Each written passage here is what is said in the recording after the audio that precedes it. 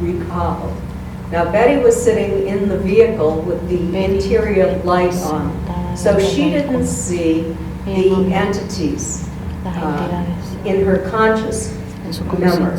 It was Barney who left the car, who looked up and into the craft with binoculars, who followed the craft as it crossed over the highway in front of them, and who stood in this field where the craft was hovering only probably 50 feet off the ground and 100 feet away.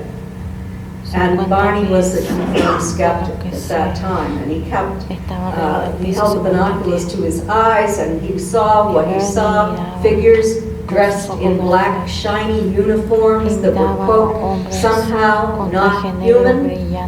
One was wearing a kind of cap on his head, he thought, that looked like an officer's cap, but I have to tell you, as an investigator, I have photographs of non-human entities, and a lot of those photographs show headgear, technological devices that I think that Barney could have very easily mistaken for an officer's cap. So that is the conscious recall. Black shiny uniforms, human shape, very spindly arms and legs compared to human arms and legs. Heads that were a little bit larger than our heads in proportion to the body. And he was terrified by one who remained at the window when the others turned and walked to what Barney thought was a panel. And he could see their arms go up, he could see them all the way to their knees. And when this happened, the craft tilted a little bit. The little red lights on each side of the craft started to slide out on fin-like structures. This is not the only case in history where that happened. It did happen in the past to other people. And that whatever dropped down out of the bottom of the craft that scared him so badly. So, now let's go to the part that they did not remember. This was revealed through separate hypnosis sessions with Dr. Benjamin Simon, a neuropsychiatrist, who invented a hypnotic technique when he worked for the Mason General Hospital on Long Island during World War II as the head of the psychiatric unit, treating victims of the war who had shell shock, is what they called it, conversion hysteria, where they might be blind without a physiological reason or unable to walk without a physiological reason. He developed a technique that he could use to heal these soldiers, even though other psychiatrists had not been able to. And so he was renowned in his field for doing that, for resolving the trauma that they had gone through in the battlefield. And so he was a perfect person for Barney to see, because this bothered Barney so terribly that he was seeing a psychiatrist. He also missed his sons who were in Philadelphia, but he was making a good adjustment to his life in New Hampshire with my Aunt Betty. And one day when he was talking to that psychiatrist, he mentioned the event that happened up in New Hampshire and how badly that had bothered him and how he just wanted to forget about it. But he couldn't forget about it. And my aunt refused to forget about it. She wanted to investigate it. She wanted to learn all that she could. Now this was to remain confidential. They worked with scientists and they worked with military officers. And they worked with, NICAP, the National Investigation Committee on Aerial Phenomena.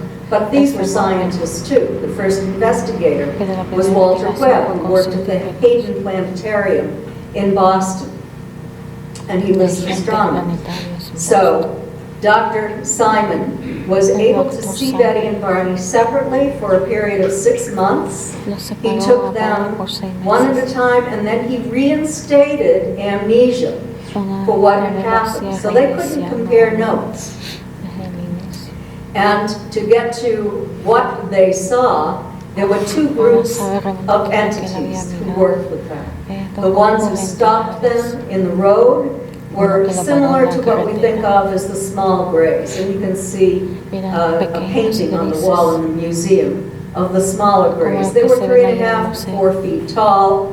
Their heads were much larger in proportion to their bodies than ours, and they had spindly arms and legs. They are the ones who procure the humans and take them to the craft. They also act as assistants and as guards on the craft to make sure that humans don't get off with anything that belongs to them. The other group, there were only 2.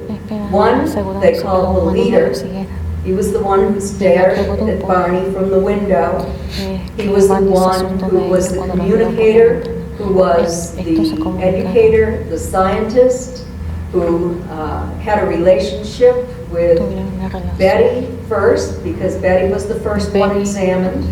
There were 2 examining rooms. Now what happened is they were stopped in the road by those little ones. They were taken onto this craft into separate examining rooms. So in the craft, the hallway was dimly lit, and the rooms were dimly lit, except for sometimes there was a very bright light. Betty and Barney both kept their eyes closed for most of the time because they were so terrified.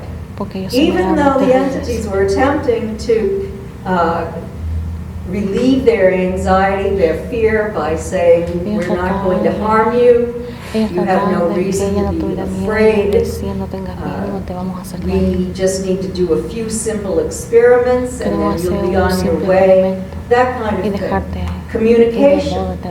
Betty and Barney remembered seeing like a membrane. It was either over the mouth or it was inside the mouth. They heard a sound, a weird sound being emitted, almost like a low buzzing or mumbling, but I cannot make that sound. And they understood them in English. So Betty and Barney understood what they were conveying in English, sort of like telepathic communication or some kind of communication device, I suppose. Now, the taller entities were 4.5 to 5.5 feet tall, Betty guessed, more like 5 to 5.5 feet tall. They all had barrel chests, kind of round torsos, thin limbs, and the 2 who were the scientist communicator and the physician had smaller heads in proportion to their bodies than the smaller ones who procured them.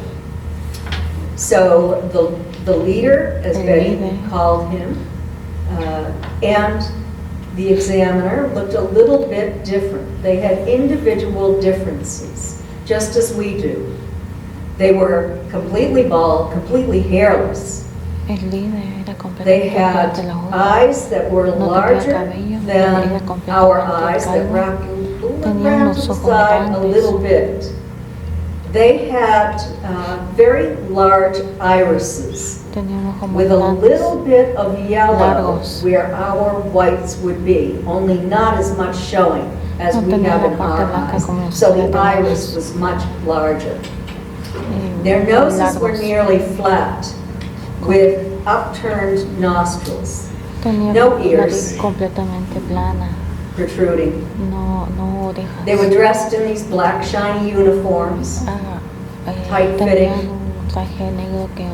and the examiner and the leader were the ones who spent most of their time with Betty and Barney. Betty underwent the examination first, then The examiner went to Barney's Y room después and señalaron a examined Barney. him. It was essentially the same type of examination. The Ellos only se sentaron difference en el was mismo tipo de that a examen. needle, a long needle, was inserted Tenían una into larga Betty's aguja navel. que le metieron a Betty por Possibly to look at her internal Pues, organs, possibly to extract ova. I say that because there was a cup-like device that was placed over Barney's groin to extract semen. So that was the difference between the types of examinations they esa es la had. diferencia Betty, del acto while que Barney hizo. was being examined, was in the room with the leader. Estaba And en el she cuarto lost con her la líder. fear of him. Ella tenía mucho And I'll miedo. get more into that tomorrow. But Voy a hablar de she eso began mañana. to communicate with him about where he Y was tuvo from, comunicación con él. what this book that looked like a tablet, what we call a tablet today, what was in that. I'll talk about that tomorrow. Vamos a hablar de esto mañana.